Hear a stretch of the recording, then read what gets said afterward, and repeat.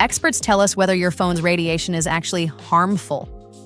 With the rise of smartphones and how they've become almost a part of our bodies, so many amazing technological advances have been made. However, this also means that some concerns have been raised. Cell phones emit radiation to connect to towers, sparking cancer fears among some despite expert assurance.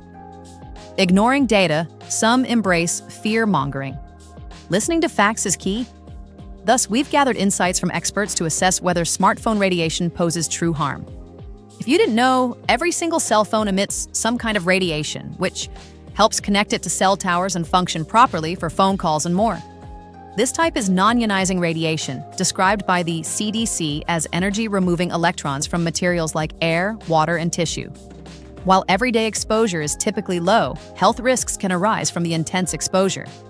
With smartphones now essential, there's growing concern over health impacts like cancer, given their frequent contact with our bodies, and despite their low typical emission levels.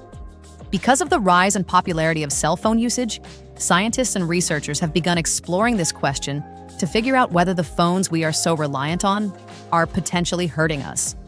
The National Cancer Institute has investigated whether smartphone radiation is harmful and seeks to ease fears of it causing cancer.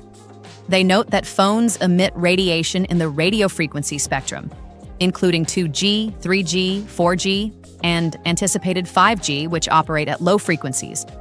The Institute references study results, stating cell phone radiation is much less severe than the ionizing radiation from X-rays, which can damage DNA. Though radiation from phones is minimal, concerns persist. To alleviate worries, you can reduce exposure by limiting phone contact and using headphones during calls. But at the end of the day, medical research has shown that there isn't much to worry about.